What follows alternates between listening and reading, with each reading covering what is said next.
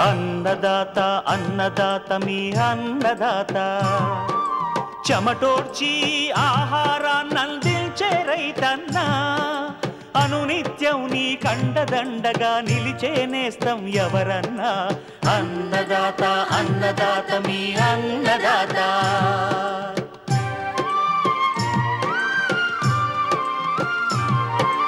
నూతన రీతుల సాగుబడికి నూరింతలు పెరిగే దిగుబడికి సూచనలిచ్చే సస్య రక్షణకు పశు పోషణకి శాస్త్ర విజ్ఞానం అందించి ముందుకు నడిపే తెలుగు రైతు భారతదేశానికి మకుటం అయ్యేలా తీర్చిదిద్దే ఆశయంతో మిమ్ము మేలు కొలిపేది అన్నదాత అన్నదాత అన్నదాత మీ అన్నదాత అన్నదాత అన్నదాత మీ అన్నదాత.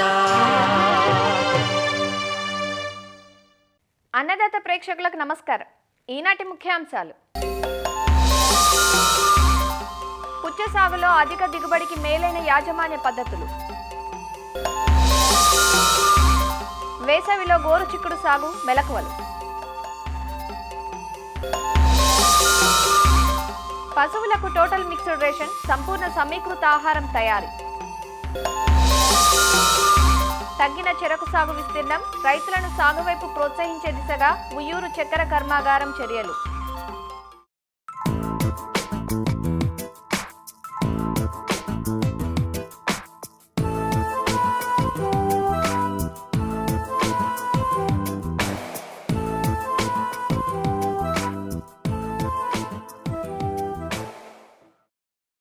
మండు వేసవిలో దాహార్తిని తీర్చే పండ్లుగా పుచ్చ, కర్బుజాలకు పేరు. గతంలో వేసవి కాలంలో మాత్రమే లభించే ఈ పండ్లు సూపర్ మార్కెట్లు, రిటైల్ మార్కెట్ల రాకతో ఏడాది పొడవునా వినియోగంలోకి వచ్చాయి. దీనికి తోడు ఆరోగ్యం పట్ల అవగాహన పెరిగి పండ్ల వాడకం ఊపందుకున్నాక రైతుకు సాగు లాభదాయకంగా మారింది. పుచ్చను నవంబర్, డిసెంబర్ మాసాలు మొదలు మార్చి మాసం వరకు దఫదఫాలుగా విత్తుకుంటే మార్కెట్ డిమాండ్ను అందిపుచ్చుకునే అవకాశం ఉంటుంది. ఇటీవలి కాలంలో అధిక దిగుబడులనిచ్చే పలు సంకర రకాలు అందుబాటులోకి రావటంతో పాటు డ్రిప్, మల్చింగ్, ఫెర్టిగేషన్ వంటి ఆధునిక సాగు విధానాలు రైతుల పాలిట వరంగా మారాయి. 80 నుంచి 90 రోజులకు అందివచ్చే పుచ్చ నుంచి ఎకరాకు 25 నుంచి 30 టన్నుల వరకు అధిక దిగుబడులు పొందే అవకాశం ఉంది. పుచ్చ సాగులో ఆది నుంచి చేపట్టాల్సిన యాజమాన్య పద్ధతులను తెలియజేస్తున్నారు ప్రొఫెసర్ జయశంకర్, తెలంగాణ రాష్ట్ర వ్యవసాయ విశ్వవిద్యాలయం జగిత్యాల వ్యవసాయ కళాశాల అసిస్టెంట్ ప్రొఫెసర్ డాక్టర్ స్వాతి. మనము వేసవి కాలంలో కనుక చూసుకుంటే అందరికీ ఇష్టమైనటువంటి పుచ్చ అనేటువంటిది చాలా డిమాండ్ ఉన్నటువంటి పంట. అధిక ఉష్ణోగ్రతతో కూడినటువంటి పొడి వాతావరణం అనేటువంటిది మిక్కిలి అనుకూలము. పుచ్చ సాగుకు ఒండ్రు నేలలు, ఇసుకతో కూడినటువంటి రేగడి నేలలు ఇలాంటివి అనుకూలము. రకాల్లో మనకు IHR నుంచి రిలీజ్ అయినటువంటివి అర్కా మానిక్, అర్కా జ్యోతి, అర్కా మధు అనేటువంటివి ఎక్కువ ప్రాచుర్యంలో ఉన్నవి. షుగర్ బేబీ రకం అనేటువంటి మార్కెట్లో ప్రాచుర్యం పొందినటువంటిది. దీంట్లో ఎర్రటి కండ కలిగినవి, అలాగే పసుపు కండ కలిగినటువంటి మార్కెట్లో అందుబాటులో ఉన్నవి. విత్తన మోతాదు కూడా చూసుకుంటే గనక రకాలకైతే గనక 300 నుంచి 400 గ్రాములు ఒక ఎకరానికి అవసరం. అదే హైబ్రిడ్స్ అయితే గనక 600 నుండి 700 గ్రాములు అనేటువంటివి ఒక ఎకరానికి అవసరము. ప్రధానంగా మనము 2-3 సార్లు దున్నిన తర్వాత చివరి దుక్కిలోనే వర్మీ కంపోస్ట్ లేకపోతే పశువుల పేడని ఒక ఎకరానికి 4 నుంచి 5 టన్నులు చివరి దుక్కులో కలియదున్నాలి. 2.5 నుంచి 3 మీటర్ల దూరంలో 1.5 నుంచి 2 అడుగుల వెడల్పైనటువంటి కాలువలు అనేటువంటివి చేసుకోవాలి. నేలలు తయారు చేసుకున్న తర్వాత మనకు భాస్వరాన్ని ఇచ్చేటువంటి ఎరువులు 32 కిలోలు అనేటువంటిది అవసరము. చివరి దుక్కులో వేసుకోవాలి. 90 కిలోల నత్రజనిని 3 దఫాలుగా వేసుకుంటాము. మొదటి దఫాలో విత్తేటప్పుడు 25 నుంచి 30 రోజుల కాలంలో రెండో దఫాగా, మూడో దఫాగా 50 నుంచి 60 రోజుల తర్వాత మూడో దఫాగా వేసుకోవాలి. అలాగే పొటాష్ ఇచ్చేటువంటి ఎరువులను 2 దఫాలుగా, మొదటి దఫా విత్తేటప్పుడు, రెండో దఫా 50 నుంచి 60 రోజుల కాలంలో యూరియాతో కలిపి వేసుకున్నట్లయితే గనక కాయలు అనేటువంటివి మంచి నాణ్యత కలిగి ఉంటాయి. ఈ పంటకు సూక్ష్మ పోషకాలు అనేటువంటివి చాలా అవసరము. బోరాన్ అనేటువంటిది ఆడపూల శాతాన్ని పెంచడానికి 2 నుంచి 4 ఆకుల దశలో ఉన్నప్పుడు 3 గ్రాముల బోరాక్స్ 1 లీటర్ నీటికి కలిపి పిచికారీ చేసుకోవాలి. అంతర కృషి విషయానికి వస్తే గనక ప్రధానంగా పుచ్చను మనము మల్చింగ్ విధానంలో సాగు చేస్తాము. సో దీని వలన మనకేంటంటే కలుపు నివారణ అనేటువంటిది సులభతరం చేసుకోవచ్చు. మల్చింగ్ లేనటువంటి సమయంలో గనక చూస్తే పెండిమిథాలిన్ అనేటువంటి కలుపు మందును 1 లీటర్ 200 లీటర్ల నీటికి కలిపి 1 ఎకరానికి విత్తిన తర్వాత అంటే 24 నుంచి 48 గంటల లోపు మనము స్ప్రే చేసుకోవాలి. పూతకు వచ్చే కంటే ముందు అంటే 30 రోజుల తర్వాత గనక తీగ చివర్లు కనుక మనము తుంచినట్లయితే పక్క తీగలు అనేటువంటిది వృద్ధి చెంది ఎక్కువ శాతము కాయలు రావడానికి ఆస్కారం అనేటువంటిది ఉంటుంది. తర్వాత నీటి యాజమాన్యం వాతావరణ పరిస్థితులను బట్టి, తర్వాత నేలని బట్టి, నేల స్వభావాన్ని బట్టి ఒక పంట కాలంలో 4 నుంచి 6 నీటి తడులు అనేటువంటివి ఈ పంటకు అవసరము.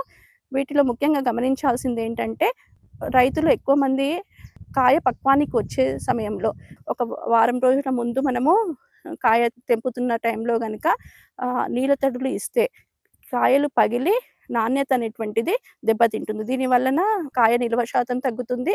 దాంతోపాటు నాణ్యత దెబ్బతింటుంది. మార్కెట్ రేట్ అనేటువంటిది రాదు. కాబట్టి తొలి దశలో, తర్వాత కాయ పెరుగుతున్న దశలో మనము నీటి తడులు అనేటువంటివి ఇవ్వాలి. తర్వాత మనం సస్యరక్షణ విషయానికి కనుక చూసుకుంటే వైరస్ తెగులను వ్యాప్తి చెందించేటువంటి వివిధ రకాలైనటువంటి తామర పురుగులు, తెల్లదోమ, రసం పీల్చేటువంటి పురుగులను నివారించాలి. నాటిన తర్వాత పసుపు మరియు నీలిరంగు కలిగినటువంటి జిగురు పల్లాలను పంట నుంచి 1.5 నుంచి 2 అడుగుల ఎత్తులో అమర్చుకుంటే దీని ద్వారా వివిధ రకాలైనటువంటి రసం పీల్చేటువంటి పురుగుల యొక్క ఉధృతిని చూసుకోవచ్చు. దానికి అనుగుణంగా మనము 1500 ppm కలిగినటువంటి వేప నూనెను 5 ml 1 లీటర్ నీటికి కలిపి వారం 10 రోజుల వ్యవధిలో గనక స్ప్రే చేసుకోవడం వల్ల పురుగుల యొక్క ఉధృతిని తగ్గించవచ్చును. అదే గనక తెగుళ్ళ విషయానికి వస్తే బూడిద తెగులు అనేటువంటిది వచ్చేటువంటి అవకాశం ఎక్కువగా ఉంటుంది. సల్ఫర్తో కూడినటువంటి ఏవైనా ఫంగిసైడ్స్ ఐక్లోబ్యూటనైల్ 1 ml 1 లీటర్ నీటికి, హెక్సాగోనజోల్ అయితే 2 ml 1 లీటర్ నీటికి కలిపి మనం పిచికారీ చేసుకోవాలి.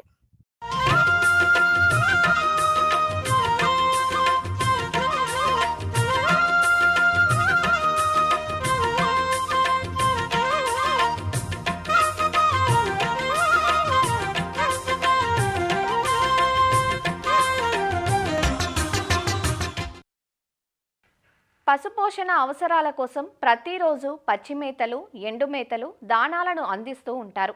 ఎండు మేతల విషయంలో లభ్యతను బట్టి అయితే వరిగడ్డి కానీ లేదా చొప్పను కానీ అందించడం పరిపాటి.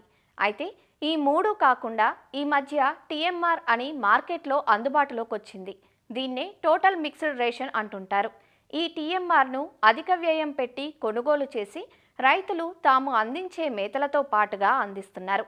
టీఎంఆర్ను ఇస్తే పచ్చి మేతలు ఇవ్వాలా, అవసరం లేదా, అసలు టీఎంఆర్ను ఎందుకు, ఎలా అందించాలి అనే విషయంపై చాలామంది రైతులకు అవగాహన లేదు. మనకు లభించే వ్యవసాయ వ్యర్థాలతో ఈ టీఎంఆర్ను సొంతంగానే తయారు చేసుకోవచ్చు. నిన్నటి అన్నదాతలో రైతులు సొంతంగా దానాను తేలిగ్గా ఎలా తయారు చేసుకోవచ్చో తెలుసుకున్నాం కదా.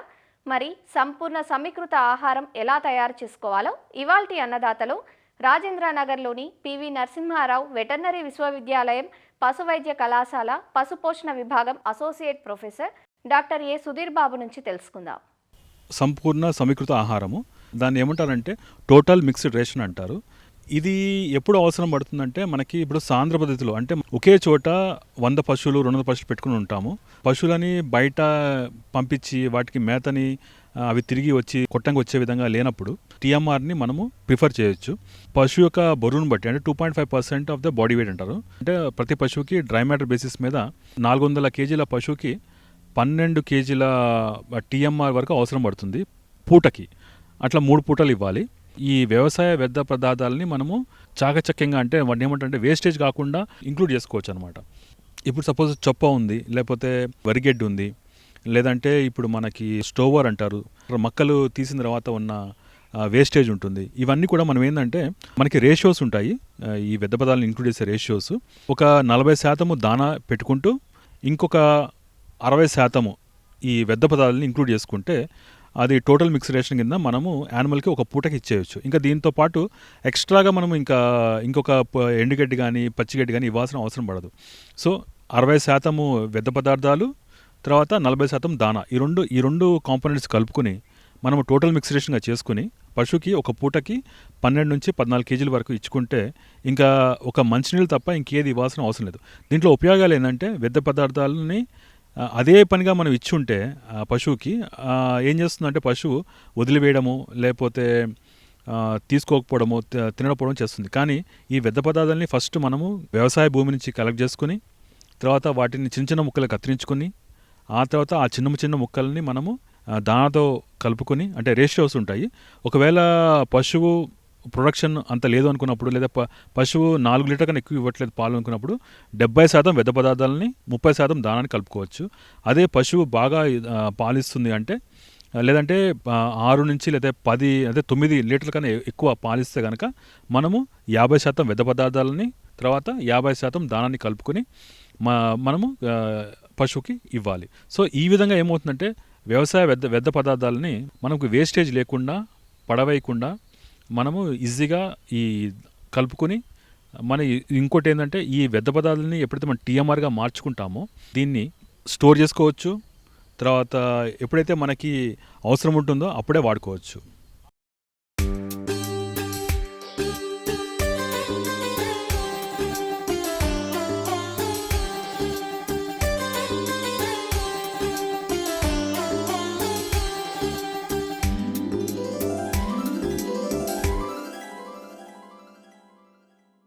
వేసవిలో చేపట్టే కూరగాయల సాగు రైతుకు కొంత ఆర్థిక వెసులుబాటును కలిగిస్తుంది.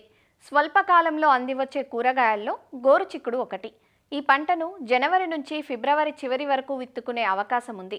గోరుచిక్కుడును అంతర మిశ్రమ పంటగా పండ్ల తోటల్లో సైతం సాగు చేసుకునే అవకాశం ఉంది. గోరుచిక్కుడు సాగులో చీడపీడల సమస్య కూడా తక్కువే. నీటి ఎద్దడి సైతం తట్టుకుంటుంది. ఇటీవలి కాలంలో పెరిగిన డిమాండ్తో సాగు విస్తీర్ణము పెరుగుతోంది. వేసవి పంటగా గోరుచిక్కుడు సాగులో పాటించాల్సిన యాజమాన్య పద్ధతులను తెలియజేస్తున్నారు ప్రొఫెసర్ జయశంకర్, తెలంగాణ రాష్ట్ర వ్యవసాయ విశ్వవిద్యాలయం, నాగర్ కర్నూలు జిల్లా, పాలెం కృషి విజ్ఞాన కేంద్రం శాస్త్రవేత్త డాక్టర్ శంకర్. మనకు వేసవిలో పండే కూరగాయలలో గోరుచిక్కుడు అనేది బాగా తట్టుకుంటుంది ఎండ తీవ్రతను కూడా. దీన్ని మనము విత్తుకోవడానికి అనువైన సమయం ఏంటంటే జనవరి 2వ పక్షం నుంచి ఫిబ్రవరి చివరి వరకు మనం ఈ గోరుచిక్కుడును సాగు చేసుకోవచ్చు. దీనికి ముందుగా పొలాన్ని బాగా 2-3 సార్లు దున్ని మెత్తటి దుక్కి చేసుకోవాలి. ఈ ఆఖరి దుక్కిలోనే మనకు ఎకరానికి 8 నుంచి 10 టన్నుల పశువులేరు, దాంతోపాటు ట్రైకోడర్మా విరిడి కలిపినటువంటి వేపపిండి కానీ లేదంటే పశువుల ఎరువు కానీ దుక్కిలో జల్లుకోవాలి.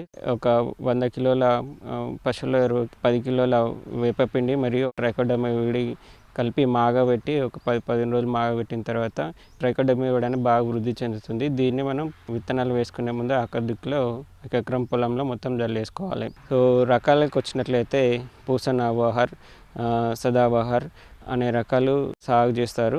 ఇంకా ప్రైవేట్ రకాలు కూడా అందుబాటులో ఉన్నవి. విత్తనాలు మనకు ఎకరానికి 12 నుంచి 16 కిలోల విత్తనం అవసరం అవుతుంది. కిలో విత్తనానికి ఇమిడాక్లోప్రిడ్ 5 మిల్లీలీటర్లు, అలాగే ట్రైకోడర్మా విరిడి అనేది ఒక 8 గ్రాములు విత్తనానికి పట్టించి నీడలో ఆరబెట్టిన తర్వాత విత్తుకోవాలి. ఎండాకాలం మనకు ఒత్తుగా నాటుకోవాలి. 2 వరుసల మధ్యలో 40 సెంటీమీటర్లు, వరుసలోని మొక్కల మధ్య 15 సెంటీమీటర్లు ఉండే విధంగా ఒక్కొక్క దగ్గర 2 లేదా 3 విత్తనాలు నాటుకుంటూ ఉండాలి. విత్తనాలు నాటు వేసిన తర్వాత మనకు మొదటి తడి ఇస్తాము. కలుపు రాకుండా ఉండడానికి పెండి మిథలిన్ అనే మందు అయితే ఎకరానికి ఒక 1.5 లీటర్ 200 లీటర్ల నీళ్ళు కలిపి తడి నేల మీద 48 గంటల లోపల మనం పిచికారీ చేసుకోవాలి. దీని ద్వారా మొదటి దశలో వచ్చేటువంటి కలుపు గణనీయంగా మనం తగ్గించుకోవచ్చు. ఆ తర్వాత వచ్చే కలుపుని ఈ 30-40 రోజుల మధ్యలో ఒకసారి ఈ మనుషులతోని కానీ లేదంటే గుంటతోని అని తీసి మనం కలుపును నివారించుకోవాలి. ఇప్పుడు మనకు సింగిల్ సూపర్ ఫాస్ఫేట్ అనేది 150 కిలోలు, అలాగే యూరియా అనేది 20 కిలోలు, పొటాష్ అనేది 15 నుంచి 20 కిలోలు ఆఖరి దుక్కులో వేసుకోవాలి. 30-40 రోజుల దశలో పంట యొక్క గ్రోత్ కొరకు యూరియా ఒక 20 కిలోలు, అలాగే పొటాష్ ఒక 15 నుంచి 20 కిలోలు పాదులలో వేసుకొని నీటి తడిని ఇవ్వాలి. తర్వాత మనకు ఈ రసం పీల్చే పురుగుల బెడద నుంచి వీటిని నివారించుకోవడానికి ఎస్పేట్ అయితే 1.5 గ్రాములు, లేదంటే ఫిప్రోనిల్ అయితే 2 ml లీటర్ నీటి కలిపి పిచికారీ చేసుకోవాలి. తర్వాత ఎండు తెగులు భూమిలో తేమ ఉన్నా కానీ మొక్కలు వడలిపోయి నిలువుగా చనిపోతూ ఉంటాయి. సో గోరుచిక్కుడులో ఎండు తెగులు బాగా ఎక్కువ వస్తుంది కాబట్టి విత్తన శుద్ధి చేసుకోవడము తప్పనిసరి. సో విత్తన శుద్ధి చేసుకున్న తర్వాత కూడా ఈ తెగులు గమనించినట్లయితే మనకు కాపరాక్సిక్లోరైడ్ అనే మందు లీటర్కి 3 గ్రాములు చొప్పున కలిపి మొక్క మొదలలో పోస్తూ ఉండాలి. ఆకుమచ్చ తెగులు ఏంటంటే ఆకుల మీద మొదటగా నీటి వర్ణంలో మచ్చలు ఏర్పడి క్రమేణా అవి పెద్ద అవుతూ నల్లగా ఏర్పడి ఆకులన్నీ మాడిపోయి రాలిపోతూ ఉంటాయి. సో ఇది ఆకుల మీదనే కాకుండా కాయల మీద కూడా పాకే అవకాశం ఉంటుంది. సో దీన్ని మనం నివారించుకోవడానికి కార్బనిజం అయితే 1 గ్రాము, లేదైతే కార్బనిజం మరియు మ్యాంకోజెబ్ కలిపిన మందు అయితే లీటర్కి 2 గ్రాముల చొప్పున కలిపి 1 లేదా 2 సార్లు పిచికారీ చేసి మనం నివారించుకోవచ్చు. ఈ కాయలు ఏర్పడిన తర్వాత గుత్తులుగా ఏర్పడతాయి. సో లేత కాయలనే మనము మార్కెట్కి తెంపుకోవడం ఉంటుంది. ప్రతి 2 రోజులకు ఒకసారి మనం కాయ కోత అనేది చేపడుతూ ఉండాలి. ఈ విధంగా మేలైన యాజమాన్య పద్ధతులు చేపట్టినట్లయితే వేసవి కాలంలో కూడా ఈ గోరుచిక్కుడు నుంచి మంచి ఆదాయం పొందవచ్చు.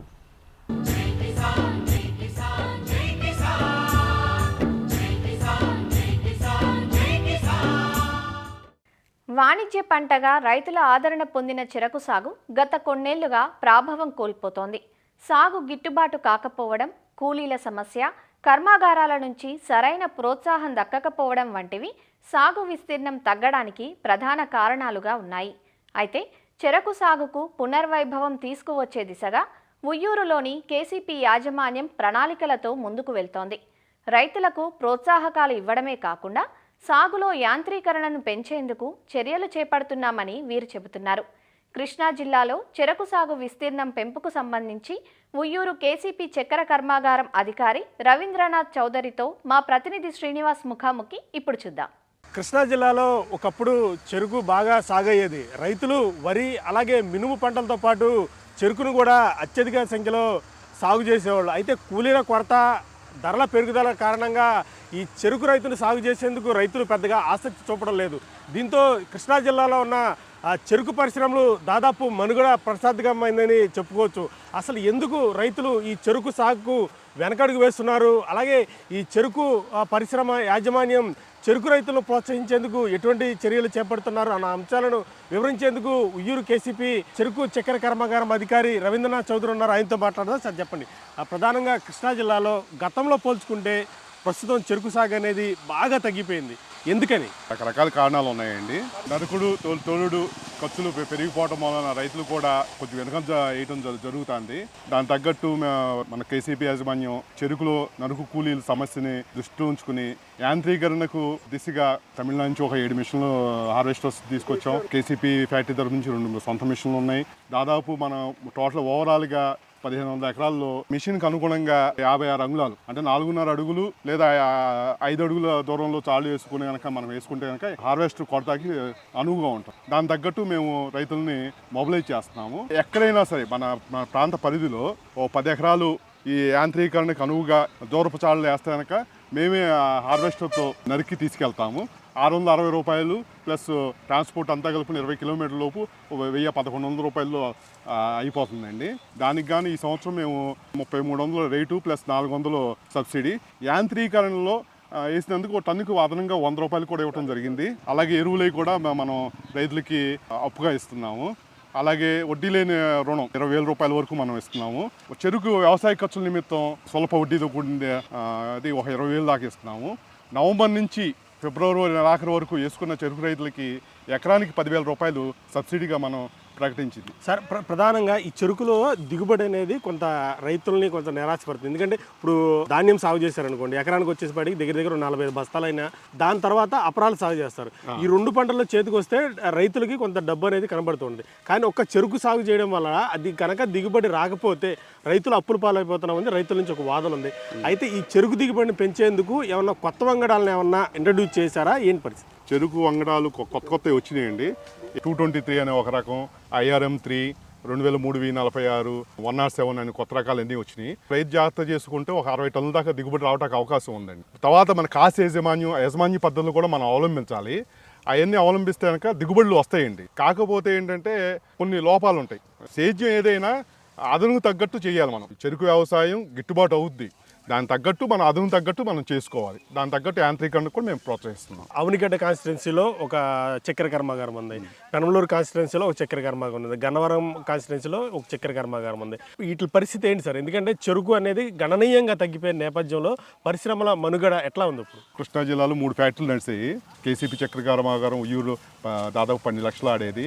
చల్లపల్లిలో ఒక కర్మాగారం ఉండేది, డెల్టా షుగర్స్ అని చెప్పి హనుమాన్ జంక్షన్లో ఒక కర్మాగారం ఉంది. ఈ 3 కర్మాగారాల్లో మన ఉయ్యూరు కర్మాగారమే గానుగా ఆడుతుంది.